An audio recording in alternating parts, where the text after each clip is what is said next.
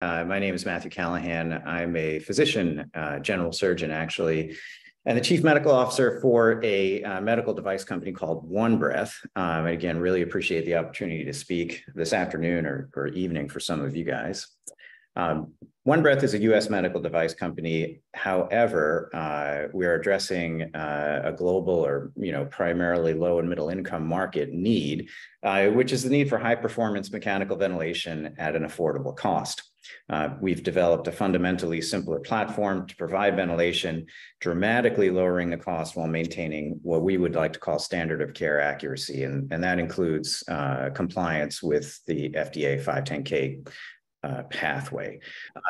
So as I mentioned, our first product is really focused on these low and middle income markets, which represent a vastly underserved need. And I'll mention it here and then again later in the presentation. Obviously, the global spread of COVID-19 did highlight the role for devices like these, albeit without the impact being as severe as some models had predicted. However, this need has existed, long before the COVID-19 pandemic. And unfortunately, ventilators capable of treating critically ill patients in these low resource environments, and low resource, I mean, sometimes intermittent electricity, changes in temperature, limitations on high flow oxygen, and again, skilled users may be in short supply. And while there have been a number of attempts over the past couple of years to very quickly ramp up a device capable of filling this need, and again, that was really to address the COVID-19 pandemic, unfortunately, none of those solutions actually panned out. What we've developed here, or our solution, is a novel state-of-the-art ventilator that's based primarily around some mechanical engineering and electrical engineering innovations, and centered on, however, a software-driven platform. As I mentioned, we are going to be in compliance with what the FDA requires for clearance as a continuous use ventilator in a hospital. We rely on both external gas source, if available, or an internal turbine for airflow.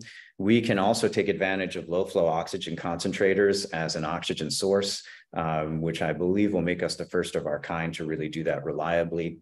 A few other requirements that we had developed from time spent doing primary research in India: portability, lightweight, extended battery life from internal batteries, and then obviously, a lower cost than much of our competition.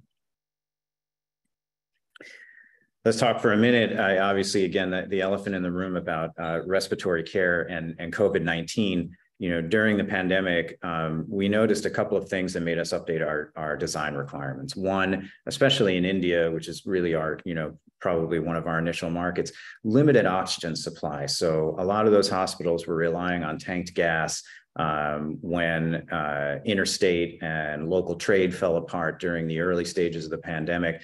That tanked oxygen was no longer available.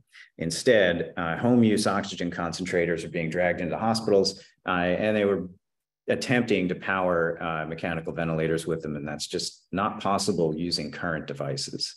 Lung protective measures, in other words, and this will be more technical, looking at the changing compliance of the lungs during mechanical ventilation as you manage a patient from that initial intubation point to extubation through the entire cycle of care. Deployment and monitoring of a fleet of ventilators. And this is not something we had anticipated. We had future-proofed our design with Bluetooth and Wi-Fi on our primary circuit board, but this sort of device monitoring situation that arose in places where you would have a fleet of ventilators sort of organically cobbled together or logistically controlled through the government, where they were, what the status was, what their function was, it was a lot of times an unknown. Inexperienced staff. In a lot of places, we found that non-invasive ventilation can be used to delay invasive intubation. This, however, requires a couple of different features in a ventilator: a double limb circuit, the ability to deal with leak compensation. Reducing pathogen exposure is an obvious issue. And again, it has to do with the type of respiratory tube attached. And then AC power being intermittent. This is something we had already considered, and we had worked with our battery supplier to be able to put 96 watt hours of lithium ion battery on board. And that puts us just under the ceiling to still be transported as simple cargo by IATA. A little bit about our background. I've talked about the critical unmet need and some about the market size. As I said, this company was spun out of Stanford, where I was a fellow in the biodesign program after residency. I've remained on staff as faculty while we've grown the company. While we had initially started with a small grant from the NIH looking at limitations for respiratory care and pandemic ventilation, surprisingly back in something like 2014. Ultimately, we found a bigger unmet need in real time looking at low and middle income market hospital care. With that, the company spun out. We raised small Series A and Series B, led by a combination of foundations, grants, and then equity sale with institutional partners like Venture East that led our Series A. We produced our Series 1 or version 1 device with our manufacturing partner Flextronics in 2019, and then working through the pandemic to update our design and adjust our supply chain issues, of which there were many, which I can say have now all been eliminated. We're now moving through with development on version 2.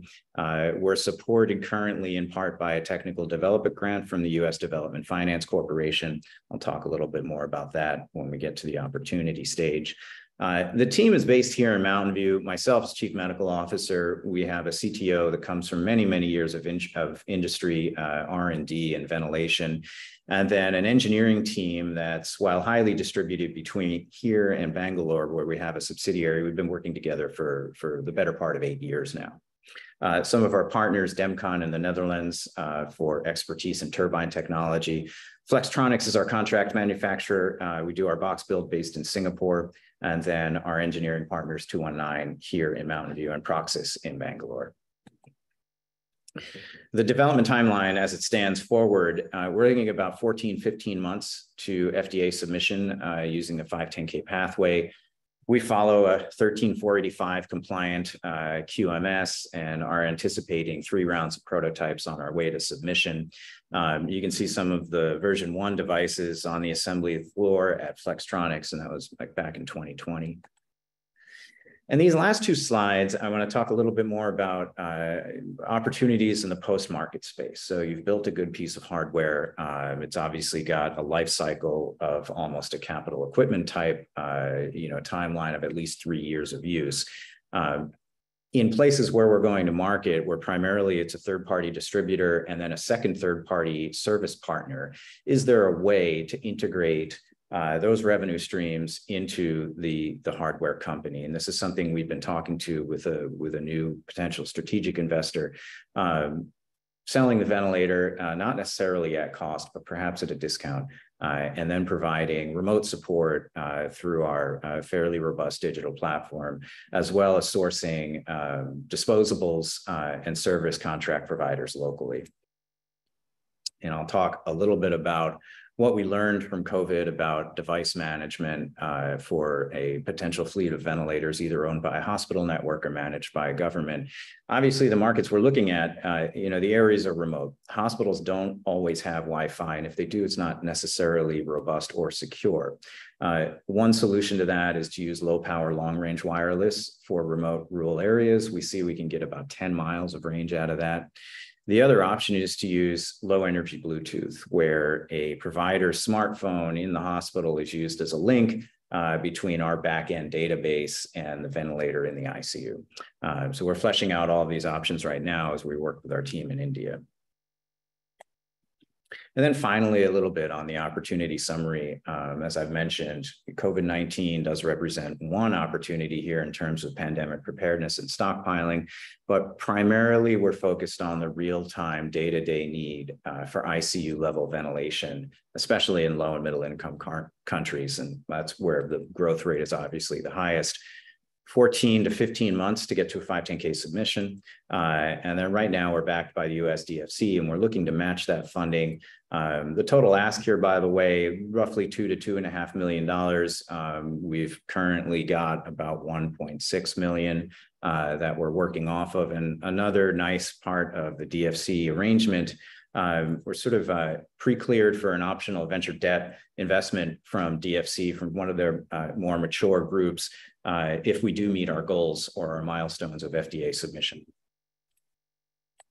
So I will close there and ask if there are any questions.